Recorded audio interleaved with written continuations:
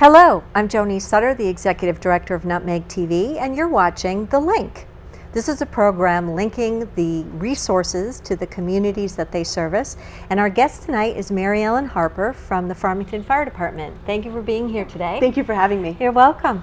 And we're going to talk about the fire department. We're going to talk about some initiatives that the fire department has that maybe the public could learn more about. But can we start, Mary Ellen, with your job? Now, you're the Director of Fire and Rescue. I am. And what does that mean? So the town of Farmington Fire Department is comprised of 5 fire stations, and it's made up of 3 volunteer fire companies. And I say that because it's important to recognize that we have 3 independent companies that each have their own personality, so to say. And that's essentially for the social part of it, the carnivals, the pancake breakfasts, the parades, the uniforms that you see, that all comes through those volunteer fire companies. And my job is to unify the operating component of the fire department, the actual emergency rescue, the fire trucks, the equipment, the training, that side of it. So I work very closely with the volunteer fire chiefs, and I'm the link between the volunteer fire companies and the town manager. A lot goes into the budgeting for that equipment for the town, and Farmington's, I'm going to use the term quasi-volunteer, and I don't know if that's the correct term or not, but you're a paid department. Some of you are a paid department, and yet some are volunteer. How does that work? We have 175 volunteer firefighters that all have other jobs. They may be doctors, they may run landscaping businesses, they may be engineers, they may be teachers. They have a full-time job somewhere, and then they come back and they volunteer when they're not at work to be a volunteer firefighter. And those 175 firefighters respond to calls 24 hours a day, 7 days a week. However, many of them are out of town during the day at their full-time job and not able to always respond to calls. So to assure that we have an adequate response, we have 8 full-time firefighters that work in our fire stations Monday through Friday during the hours that the majority of our volunteers are away at work.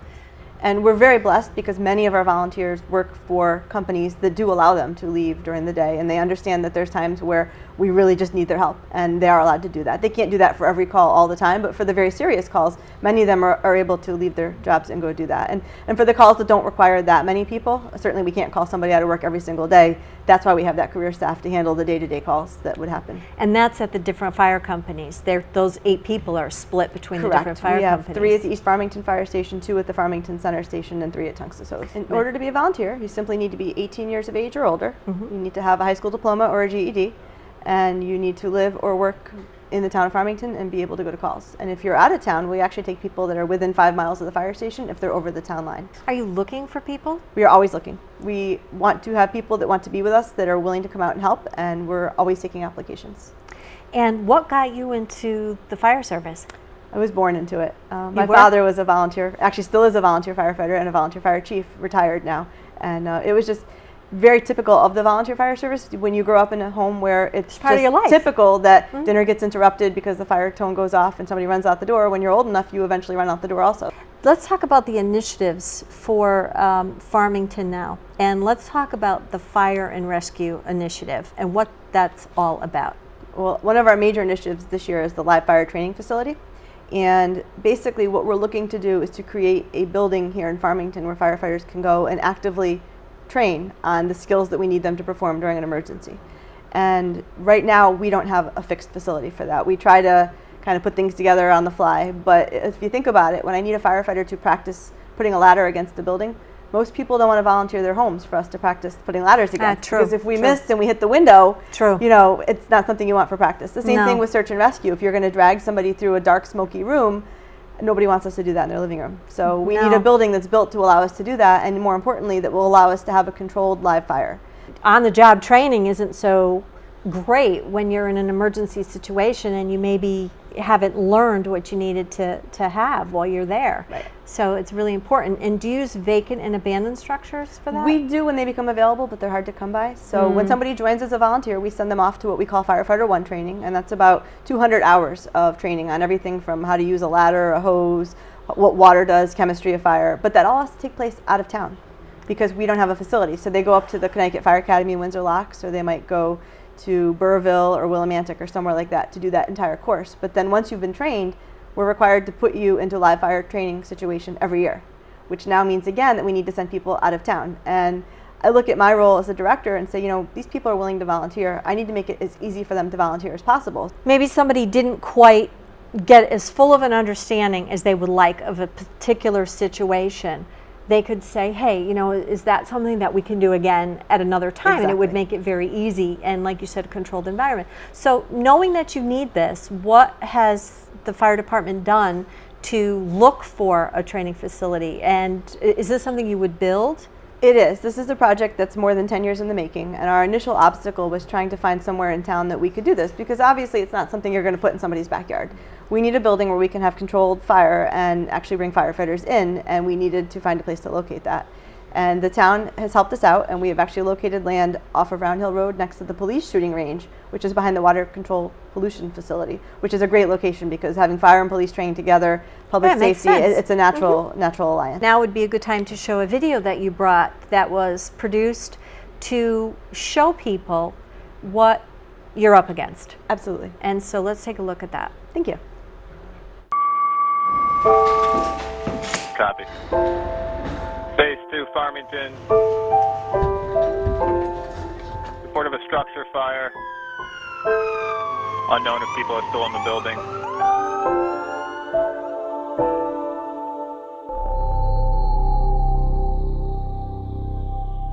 I am a husband. I'm a grandfather. We are brothers. I am a mother.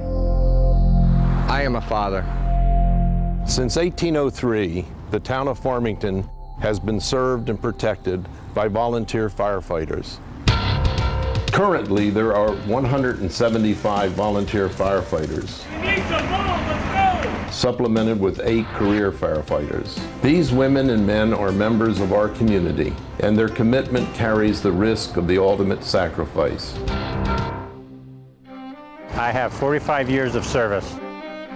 We are career firefighters. I am a police officer. I am a dispatcher. I'm a board member for the Farmington Land Trust. And it's working well in Engine 5. Farmington firefighters train hundreds of hours in the classroom each year to keep our town safe, protecting property and saving lives. We currently do not have a training facility in the town of Farmington, and we're often simulating scenarios under unrealistic conditions. The gap is on a flip, put the ads in here. Training in the classroom is not enough for these women and men. They need more hands-on, practical, and simulated training, and we want to help them achieve this reality by supporting their fundraising efforts to build a live fire training facility. As firefighters, both career and volunteer, we have to train rigorously to meet certain standards such as OSHA. So things like search and rescue, structural firefighting, ventilation, laddering a roof, pumping a truck. So a facility like this will allow us to train in those skills. It also would provide us the opportunity to train amongst the 3 departments. Currently, right now, when we go out of town, it's one department at a time. We don't have the opportunities to train together. Training together across each of the stations will allow us to build a sense of camaraderie. And I think also what will happen is it will help support recruitment and retention efforts for the volunteer fire service. These women and men collectively volunteer thousands of hours of their time and energies each year. Every day, they risk injury and death. They are on call at a moment's notice 24 hours a day, having to leave their dinner tables, missing the kids' ball games, and more.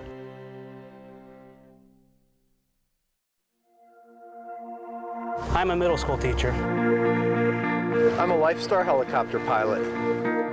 I serve on the town planning and zoning board. I am second-generation firefighter, retired chief, now career firefighter. I am a medical student.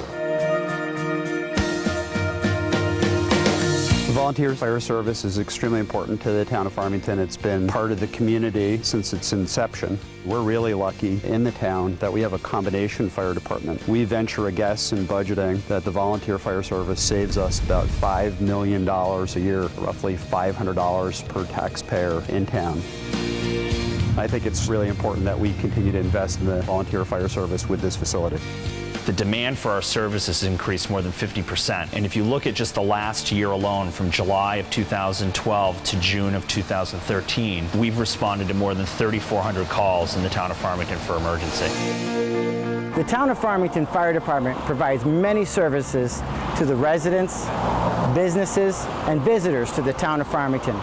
Some of these services include fire protection, emergency medical services, hazardous materials emergencies, motor vehicle accident rescue, water emergencies, terrorism threats, annual fire prevention training for school children, and much more. Getting this training facility in the town of Farmington would ensure that we get the training that's required. Over the years, the requirements for the training and to maintain those certifications have increased. Most of our firefighters receive only the minimum live fire training to maintain their status as an interior structural firefighter. The live fire training facility will provide many opportunities for fire training. So not only get the basic level of training that's required, but also improve skills beyond that. It would give us the skills that we need to make sure that we come home to our family safely after an emergency. It also means that we get the training that saves this town a lot of money, which is the $5 million a year. And simply put, we're here to protect property and save lives, and all of this training supports that initiative. I think you'll agree with me that that video speaks 1,000 words and really tells the whole story. And Mary Ellen, whose idea was the video to do? Because it shows you why this is so important, and it shows you who is the volunteer fire company in Farmington. How has the video been received by the community? How has this whole initiative been received? You know, and that's one of the challenges we face. Is I've been living this for 10 years, as has the committee members. That's a long time. We see this every day, so every once in a while we run into somebody that says, oh, I just learned about this, or I hadn't heard about that, and I just can't imagine that because it's, you know, it's on my desk every day when I walk in, I'm doing something related to it. So with Avon partnering, both town of Farmington and Avon are looking to raise $500,000 each for a total of $1 million. Okay. Farmington's raised about $280,000. That's wonderful. And Avon's close to about $300,000. That's wonderful. So we're about halfway to our goal. That's great. And we're moving to the next phase, which is money is great. People that want to give money, we're still taking money. But we're just about finished with our construction plans, which means that we'll be able to approach contractors for in-kind services. The responsibility is huge to be a firefighter. When you see the video, you realize that. You know, that's somebody's life. I was just listening to the news, and yet again, there was another displaced whole apartment building in Hartford due to a fire. And you recognize that no matter how many things that you do to keep you and your family safe, things happen. And when they happen, you're really excited to see folks like you come forward and say, here we are, and we're going to do what we can. And the responsibility on your shoulders, all of you, is huge. And so the communities, I'm sure, are, you know, embracing you, and I know there's plant sales on Mother's Day and different pancake breakfast, the pancake carnival. Yes, that are big. And I know Avon does some as well, because I'm familiar with them a little bit and what they do. Is there anything more that you'd like to let the public know about the fire service in general in Farmington? And you know, we're here to be a part of the community, and we encourage anybody, if they want to see a firehouse, to stop by. If the door's open. How does that work? I mean, our volunteers are there when they're available. Oftentimes, nights and weekends, you'll see them around because they tend to be there doing Main Street's a busy one. Main Street's a busy one. They're all pretty busy. Absolutely, because there's things that we can do at home, things that we can pay attention to, so we can make ourselves and our lives safer. That, you know, you've heard it 1,000 times, but 1,001 times it might stick. Absolutely. And you might remember what to do if there's smoke, and what to do if you know, there's fire as a citizen. So maybe we'll be able to work again with Mary Ellen and the Farmington Firehouse and do another program on some things that are related to those kinds of safety issues. So I want to thank you so much for coming on The Link, and good luck with your initiative. I think you're at the end of the tunnel here, and we look forward to maybe doing a tour of the facility when it's done. Sounds great. Thank you so much. You're welcome. Hello, I'm Joanie Sutter, the Executive Director for Nutmeg TV, and you're watching The Link. This is a program linking resources to the communities that they service. And tonight I have with me two representatives from the Canton Artists Guild. I have Kristen McNally, who's the current president of the Canton Artists Guild, along with Kent McCoy, who is the secretary. And so both of you are officers on the board of directors. Welcome. Thank you. And it's so nice to have you here, because we have a lot to talk about, because we were not that sure what the Canton Artists Guild was all about, yet you've been here for over 50 years. 54 years. 54 years. Which makes you probably one of the oldest if not the oldest. That's right. Continuously running Artist Guild in Connecticut. And it's right here in our backyard. So that's really important to know. And why don't we give the folks your address before, I know there's going to be information, your website and such at the end of the program for more information. But you're located in a very unique area. We are. We're located on the corner of Dowd Avenue and Route 44 in Canton.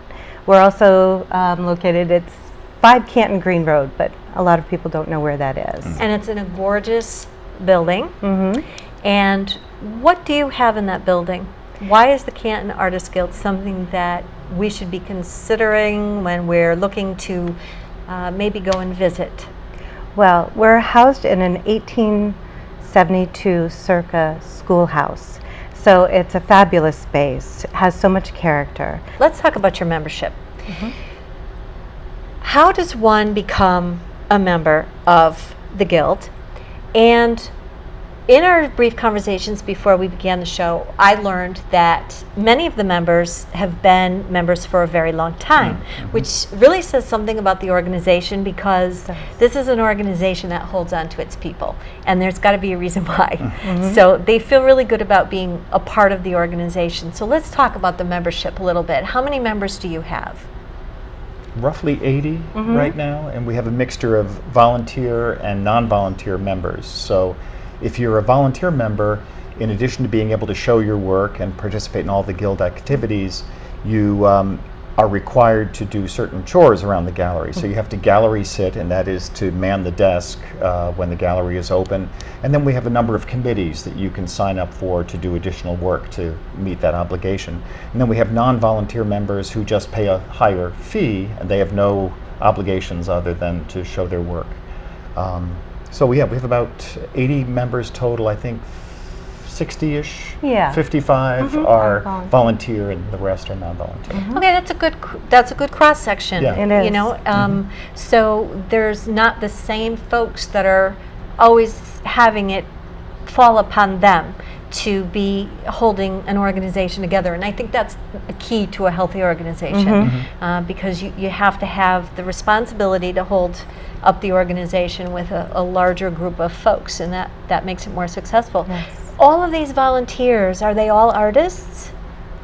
They pretty much are artists. Yes. Our members are all artists. Okay, and in order to become a member, does their work needed to be voted upon? Yes, we are a juried gallery. Okay, so let's talk about that a little bit. Okay. What does that mean? Well, each month we have a board meeting, and after the board meeting we have works to be juried in. If someone wants to become a member of the gallery, they submit possibly 3 to 5 original pieces. We don't want to see just a CD with their work on it. We want to see their original work. And individual members can propose, fill out an application or a proposal to do a solo show. So at any given time when you come to the gallery, there'll be a group show on the first floor, which is our members, and then 2 solo shows on the second floor. So that rotates. We do 9 shows a year. So it's about roughly every 5 weeks. That's fairly often. It is. It is. It feels very often when we're doing it. I bet, because there's a lot of setup. It's a lot to do. Yes. There's a lot of work. You have to light the work. Or now, is this up to the artist? If they're going to be lighting the work or saying, well, I'd like that piece there, or no, it doesn't look quite right there, based on how the viewer is going to perceive their work. We have an exhibition committee that takes care of our main show downstairs, and it's their job to design and then hang the artwork for the show. So they take care of the lighting. Now when you have a solo show upstairs, either in the spotlight or the upper main gallery, they are supposed to hang their own show and use the lighting that we have to make their work show the best. You really are in the center of a wonderful hub of some fascinating individuals. We've done some interviews with folks that are in that local area that are doing some absolutely wonderful things, and I would imagine that you work with some of the school systems. Oh yeah. Yeah. Tell me about that. Well, we have a big show every year that's curated by one of our board members, a woman named Shirley May New, and she contacts, is it a dozen high schools? At least a dozen, yes. Locally, and it's one of our huge shows. And we hold the reception for that show on Sunday afternoons, since a lot of the students are quite young and they bring their grandparents who might not be. And, so we do work with students, and we have a student membership level too for student artists. Which is very important. And there are prizes given out, awards given out at that show for the people who are participating. Yes. That's wonderful. It really is great. What are some of the exciting things? Now, I would imagine that every year you will maybe run the same type of a show, that may be a popular show. Is there something at the beginning of the year that happens all the time, or are there staples that exist and then there's these little fun things in between? That's exactly right. Yes. Yeah. Well, there's one coming up in October that is very important to the gallery. It's called the Open Juried Show, and we have a well-known juror come in to the gallery. It's open to the public. It can be within the state, it can be out of state. So artists who are not members of our gallery can submit work. And then we have a juror come in and they jury the pieces, and we have a selection of artwork that goes up as the exhibition, and we also have awards given to some of the pieces. Yes, it's a big show. It is. Yeah, very big. And that's coming up in October. Okay, and folks can look for that. Is all of this information on your website? It is. Okay, that's good. What are some other exciting schedule events that we have coming up? There's the holiday show that we do every year. That's another one that repeats every year, which is we ask our artist members to make smaller pieces, less expensive, suitable for gift giving. We invite other artists and crafters who are not members to show with us, and it's a really fun show, and we have a great holiday party. So that happens every year. When? About in November? Right after Thanksgiving. Right. Okay. Yeah. Okay. And What goes fun. up close to Christmas. Yeah. Yes. Yeah. So for those unique gifts, the person that you Absolutely. want something unique that you can't, you can't just. There's some people you can't buy anything for. You just say, "What am I going to do?" And this is really special because it's beautiful things. It's yeah, handmade I can imagine. and unusual. Yes, Yeah. and very something that will speak to their heart. Yes. Now, Ken, I can't leave you out of the limelight here. You are also an artist. Well, yes. Well, I'm an architect by day, so I design during the day, but partly as a component of my profession, I draw. So I sketch. So I do pencil drawings, pen and ink drawings. And that's when I show at the gallery, that's what I show. Is there anything else that you'd like to tell us about the Canton Artists Guild that maybe we haven't touched upon today? Good question. Another show that we have coming up in the fall is going to be Food Glorious Food. Oh, yeah. And I think that could be a good draw for almost everyone. Yeah. And we're hoping that all of our pieces, whether they're representative of food or in some other way are speaking to food. We're also going to have for our reception food located near the pieces that may go along with the piece. Interesting. The Real artwork. interactive experience. Sort of like the Fine Arts and Flowers shows, Yeah, but right. we're doing fine arts and food. Yeah, hey, it works. Yeah. It truly does work.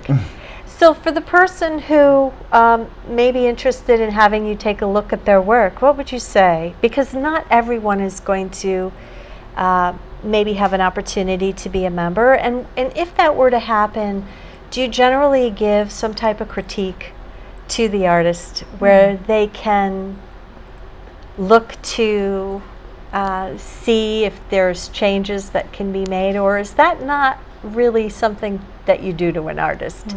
Really, the art is the art. We haven't, but it's a great idea. It is. In a way. It's I don't know because we're here. I don't know if it it's really a great is. idea because that's their art. I mean, they're interpreting.